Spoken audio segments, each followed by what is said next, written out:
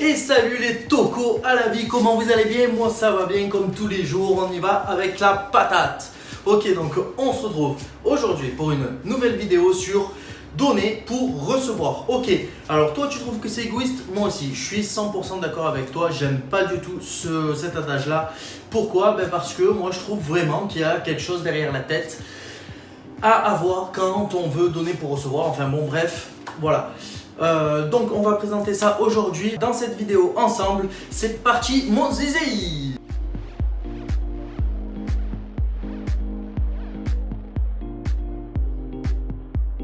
Donc voilà, en fait le principe du donner pour recevoir ne réside pas dans une amitié pure et dure. Non, ça réside plutôt dans une relation d'échange.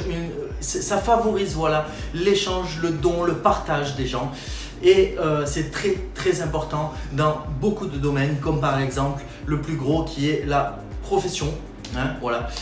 Dans le monde de l'entrepreneuriat, dans le monde professionnel, quoi, c'est énormément important. Je t'explique tout simplement quel est le vendeur, quel est le producteur qui ne fidélise pas son client en lui offrant de la marchandise. Donner pour recevoir. Le mec, il lui offre de la marchandise, il attend, c'est le mot-clé. Il attend que son client revienne vers lui, tout simplement.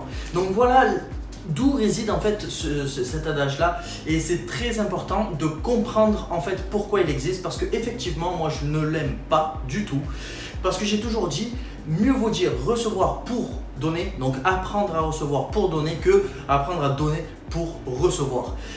De le dire à l'inverse, ça donne vachement moins l'illusion d'être égoïste. J'ai fait une vidéo sur l'égoïsme, si tu veux aller checker, on peut. Ça donne moins l'impression d'être égoïste en disant que j'apprends à recevoir parce que le mec, voilà, il n'a pas l'habitude de donner, il n'a pas l'habitude de recevoir, et d'avoir des gens autour de lui qui reçoivent, enfin qui lui donnent pour qu'ils reçoivent. Et bien tout simplement, lui, il va être épanoui, il va être content, il va être heureux, et donc il sera plus enclin à donner sans attendre à recevoir. Le mot-clé, attendre. Pourquoi? Parce que quand tu veux attendre quelque chose, malheureusement ça se finit mal, et surtout en amitié. Surtout en amitié. Je t'explique. C'est le cas de Marc et de Juliette. Voilà. Alors on a Marc, on a Juliette. Ils sont super amis. Ils en peuvent plus, ça fait des années qu'ils se connaissent.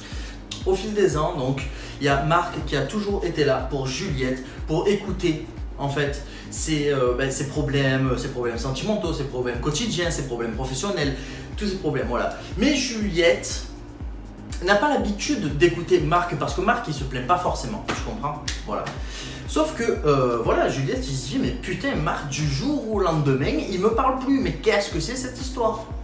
Donc pour Juliette, elle, c'est clairement la faute de Marc de pourquoi ils se parlent plus à l'heure d'aujourd'hui. Ça fait 15 ans qu'ils se connaissent. Marc, lui, il est allé voir Juliette. Il attendait un retour de Juliette. Et ce retour-là qu'il attendait, il attendait tout simplement de l'écoute ou de l'affection, des sentiments, quoi, des sentiments partagés.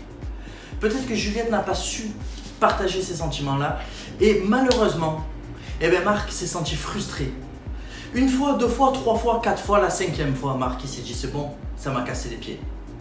Donc Marc, qu'est-ce qu'il a fait? Il a dit bon Juliette je suis navré, mais enfin même pas il lui a dit qu'il était navré, il a dit ciao. Donc voilà, en fait le truc du donner pour recevoir, ça marche dans des buts bien précis.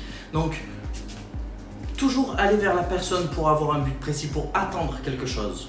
Par contre, lorsque nous voulons rien attendre, donner est un plaisir, le don est un plaisir. Le don de partager un moment avec ta famille, avec tes amis, c'est un plaisir, d'accord? On donne de son temps et c'est très important. J'ai fait une vidéo sur le partage aussi, si tu veux aller jeter un œil, tu peux y aller. Donc voilà, très important. Donc comment va-t-elle faire Juliette pour renouer avec Marc? Tout simplement, elle va essayer de lui donner de l'affection, elle va essayer de partager ses sentiments, et peut-être que Marc réussira dans une étape de pardon, hein, dans un challenge de pardon. Il va réussir à aller et à revenir vers Juliette. Tu comprends? J'ai fait aussi une vidéo sur le pardon, tu peux jeter un œil.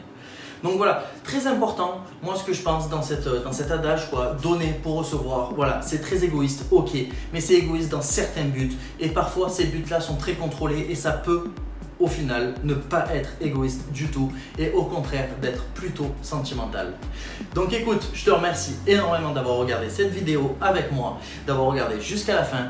Je te souhaite une très belle journée. N'hésite surtout pas à venir parler sur le groupe d'entraide. On est plusieurs membres là-dessus, plusieurs adhérents. Il suffit que tu postes un petit truc, une petite citation, une petite question ou une expérience de vie. Ce serait sympa. Passe sur YouTube, passe sur Facebook. Et moi je te dis à très vite. Ciao, ciao, ciao.